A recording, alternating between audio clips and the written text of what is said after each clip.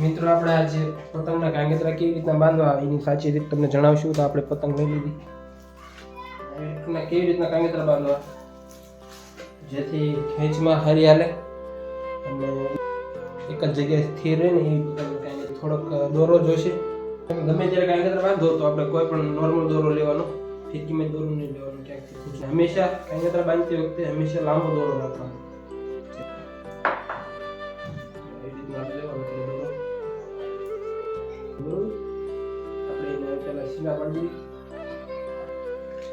સીના પાડવા હોય ને તો અહીંથી પાડવાના અને બને ત્યાં સુધી એટલે ટૂંકે નહીં પાડવાના, લાંબી સુધી પાડવાની ટ્રાય કરવાની કોશિશ કરવાની. પતંગના છેડો આવે ને છેડાથી એક બે આગળ રાખીને નીચે પાડી દેવાનું. મોટી પતંગ હોય પછી નાની પતંગ હોય ને મૂળે આપણે છેડો આવે ને પૂછડાય છેડાય પતંગ કાંઈ બાંધવાની ટ્રાય કરવાની. વચમાં પાડશો તો પતંગ ગોલોટ પાડે.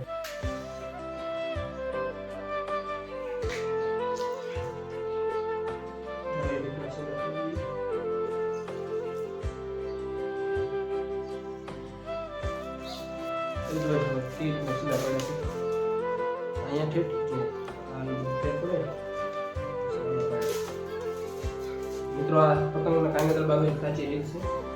બને ત્યાં સુધી લાંબી લેવાની.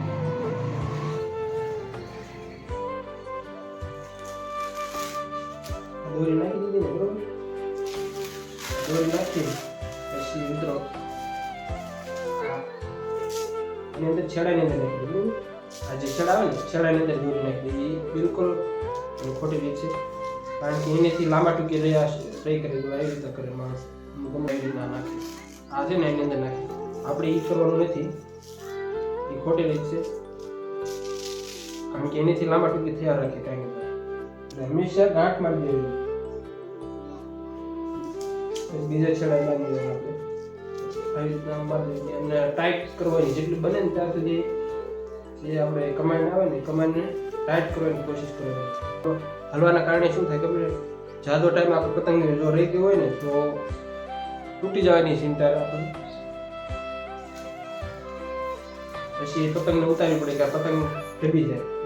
આપણે ટાઈટ કરવાની કોશિશ કરવાની. અને આનાથી મિત્રો આપણે પતંગ છે ને પતંગ એક જગ્યાએ સ્થિર રહે. ગલોટ મારેલી બહુ આવી રીતના કાંગેતરા બાંધવાના બતાવી. અમુક આવી રીતના એ બાંધે જે એનાથી એવું થાય આપણે જ્યાં આવે ને એનાથી એવું થાય લાંબા ટૂંકી જાય. એનાથી બાંધવાની ખોટી રીત છે. આવડો આ જે છે સાચું છે. અને આવી રીતના બાંધવાનું જેથી પતંગ એક જગ્યાએ સ્થિર રહે. લાંબા ટૂંકી રહી જવાની નથી.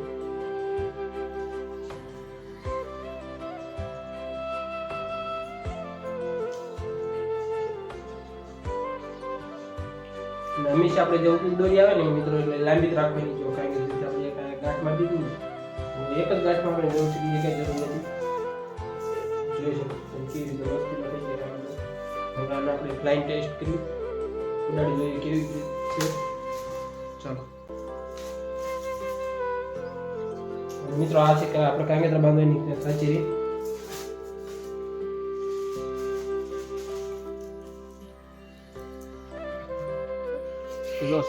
મિત્રો પવન નથી એટલે આવતા તમને કેમ બતાવો કે આ સ્થિર છે કે આ ગલોટ છે.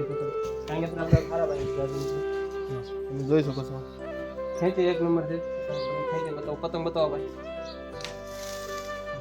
ખેંચો એટલે એક ધારી ગયા. પવન ઓછો છે ને એટલે તમને ખબર નહીં પડે સ્થિર છે કે ગલોટ છે. કાંગેતરા હારા છે, આમ તો પવન જ નથી. આવી રીતના કાંગેતરા બાંધો એટલે એક નંબર તો પતંગ છે. વિડીયો જોયો ને એ રીતના કાંગેતરા બાંધવાના. પવન જ નથી એટલે આગી પતંગ જાતી હોય છે. તો આપણે આ વિડીયોને કરી પૂરો એટલે કાંગેતરા એક નંબર બન્યા છે મિત્રો. તમારે આવી રીતના કાંગેતરા બાંધો એટલે વિડીયોને આપણે પૂરો કરી.